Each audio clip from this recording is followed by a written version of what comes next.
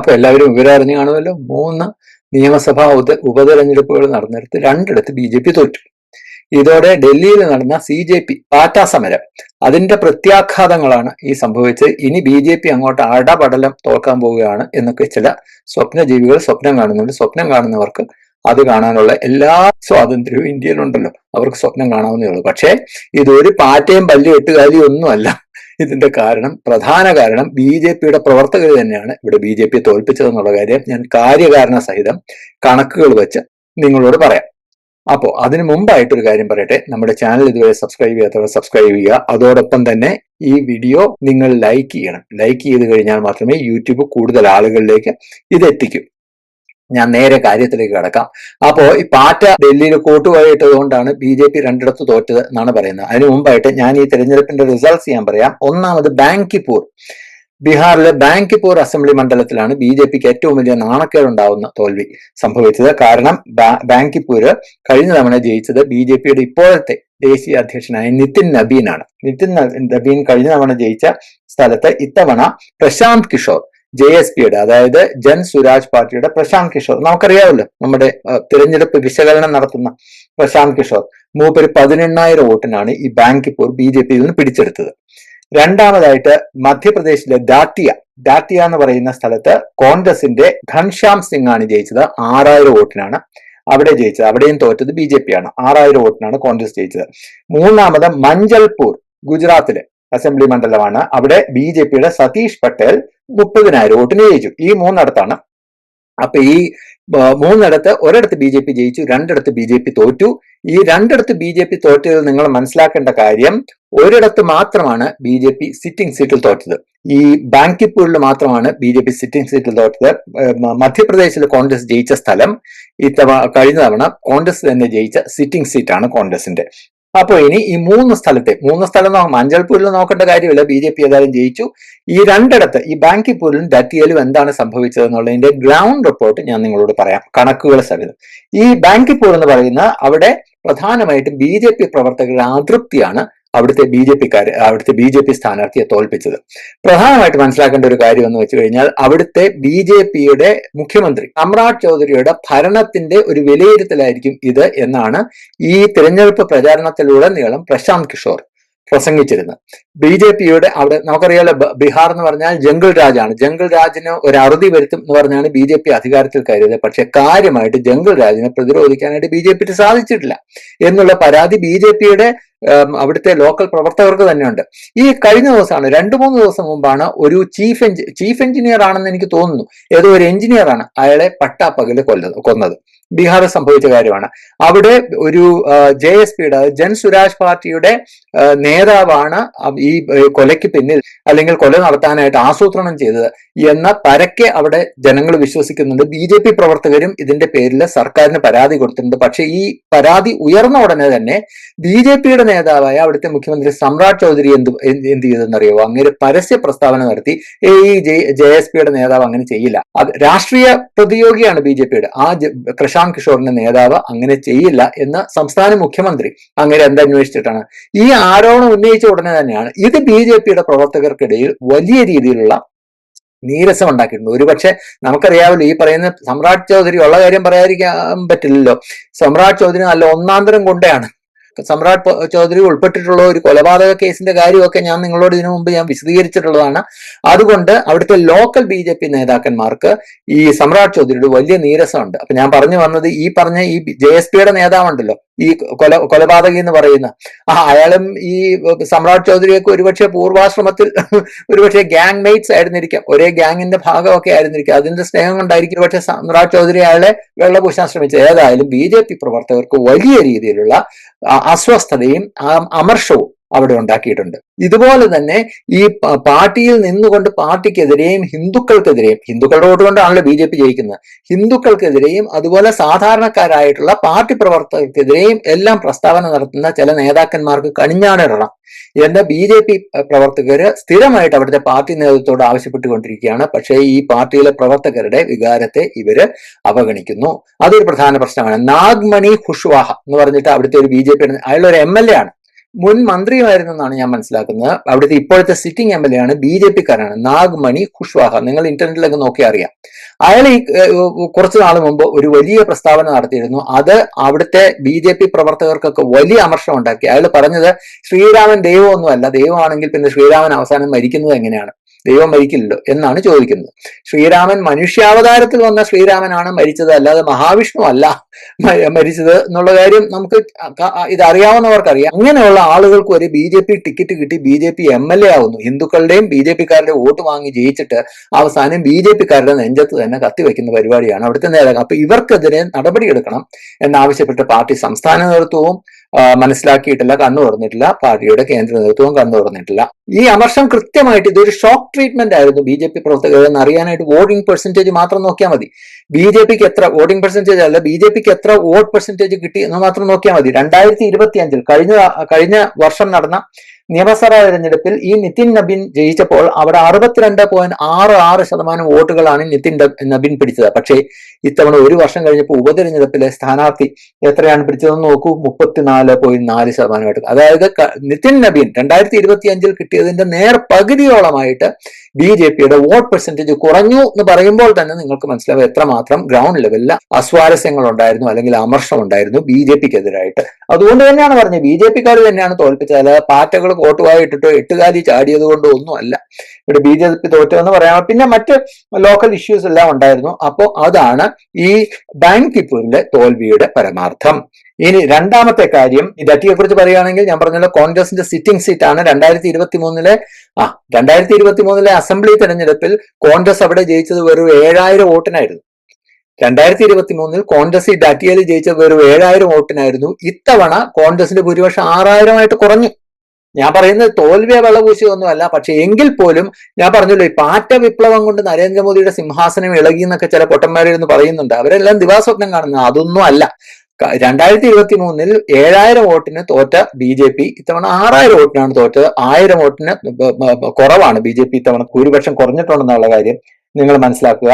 ഇതുപോലെ തന്നെ നമ്മൾ മനസ്സിലാക്കേണ്ട കാര്യമാണ് അവിടെ ഉണ്ടായിട്ടുള്ള ഇന്റേണൽ ഇഷ്യൂ, BJP-യുടെ ഉള്ളിൽ തന്നെയുള്ള ആഭ്യന്തര കലാപം. BJP പല സ്ഥലങ്ങളിലും ആഭ്യന്തര കലാപം കാണാറില്ലാത്തതാണ്. പക്ഷേ ഡറ്റിയയിൽ വലിയ രീതിയിലുള്ള തിരഞ്ഞെടുപ്പ് പ്രഖ്യാപിച്ച അന്ന് മുതൽ, പ്രധാനമായിട്ടും സ്ഥാനാർത്ഥി പ്രഖ്യാപനം BJP-യുടെ വന്ന അന്ന് മുതൽ വലിയ രീതിയിൽ ഗ്രൗണ്ട് ലെവലിലുള്ള, ഗ്രാസ് റൂട്ട് ലെവലിലുള്ള പ്രവർത്തകർ വലിയ രീതിയിലുള്ള കലാപം അഴിച്ചു വിട്ടു. ഇതൊക്കെ പത്രത്തിൽ അല്ലെങ്കിൽ മാധ്യമങ്ങളിലെല്ലാം വന്ന സംഭവമാണ്. നിങ്ങൾ പരിശോധിച്ചു കഴിഞ്ഞാൽ നിങ്ങൾക്ക് അറിയാൻ പറ്റും. ഇവിടുത്തെ എല്ലാം രാഷ്ട്രീയം ഫോളോ ചെയ്യുന്നവർക്കെല്ലാം ഞാൻ പറയുമ്പോൾ ഈ കാര്യം സത്യമാണെന്ന് അറിയാവുന്ന കാര്യമാണ്. ഈ ഡാറ്റിയയിലെ ഏറ്റവും പ്രധാനപ്പെട്ട തലമുതിർന്ന BJP നേതാവ് എന്ന് പറയുന്നത് നറോത്തം മിശ്രയാണ്. നറോത്തം മിശ്ര എന്ന് പറയുന്നത് മുൻ ആഭ്യന്തരമന്ത്രിയാണ്. അപ്പോ ഈ നറോത്തം മിശ്രയാണ് അവിടുത്തെ ഏറ്റവും വലിയ, ഈ ഡാറ്റിയക്കാരനാണ് അവിടുത്തെ ഏറ്റവും വലിയ നേതാവാണ്. അങ്ങേരാണ് BJP സ്ഥാനാർത്ഥിയാണെന്ന് ഏതാണ്ട് തീരുമാനിച്ചിരുന്നതാണ്. പക്ഷേ ലാസ്റ്റ് മിനിറ്റിലാണ് ഈ നറോത്തം മിശ്രയ്ക്ക് പ്രായം കൂടുതലാണെന്ന് പറഞ്ഞാൽ, ഞങ്ങൾക്ക് 74-75 വയസ്സായെന്നാണ് ഞാൻ മനസ്സിലാക്കുന്നത്.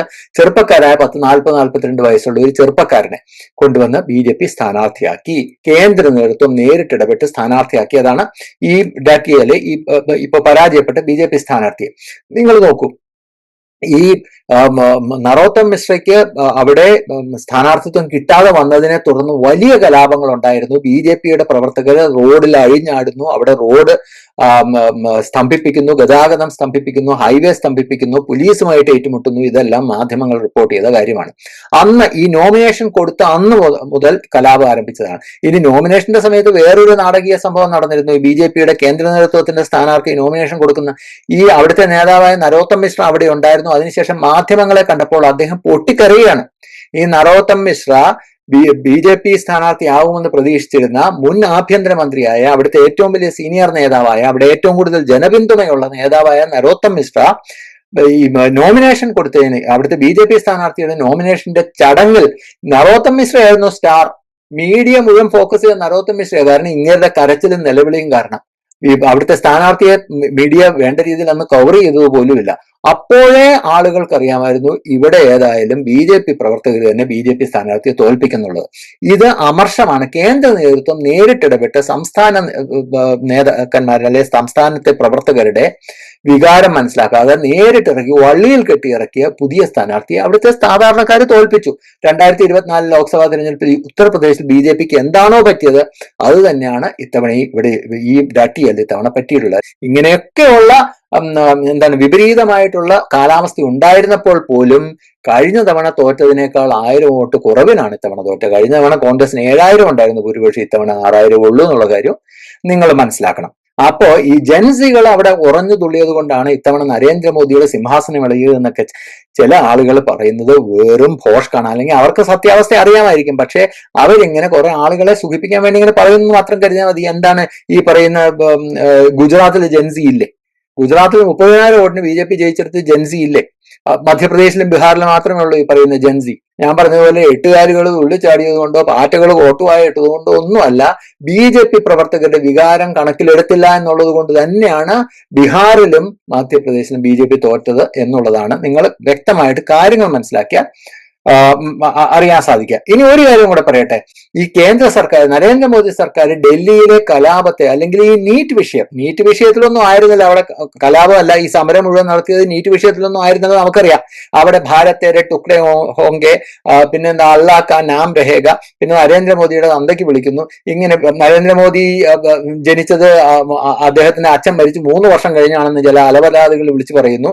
FCR നിയമം പിൻവലിക്കുക, ജമ്മു കാശ്മീരിൽ 300 ആർട്ടിക്കിൾ 370 വീണ്ടും പുനഃസ്ഥാപിക്കുക. ഇതെല്ലാം നീറ്റുമായിട്ട് എന്താ ബന്ധം? തീരെ നീറ്റായിരുന്നില്ലേ കലാപം? എല്ലാ രാജ്യവിരുദ്ധ ശക്തികൾ അഴിഞ്ഞാടിയതാണെന്ന് നമുക്ക് ചിന്തിച്ചു കഴിഞ്ഞാൽ നമുക്ക് അറിയാവുന്ന കാര്യമുള്ളൂ. പക്ഷെ എങ്കിൽ പോലും ഈ നീറ്റ് വിരുദ്ധ കലാപം അല്ലെങ്കിൽ പ്രശ്നങ്ങൾ, പ്രക്ഷോഭം ആരംഭിക്കുന്നതിന് മുമ്പ് തന്നെ നരേന്ദ്രമോദി സർക്കാർ അതിനെ വേണ്ട രീതിയിലല്ല ഹാൻഡിൽ ചെയ്തത്. നരേന്ദ്രമോദി സർക്കാരിന് അവിടെ പാളിച്ച വന്നു എന്ന് സാധാരണ BJP പ്രവർത്തകർക്ക് കൃത്യമായിട്ട് അറിയാമായിരുന്നു.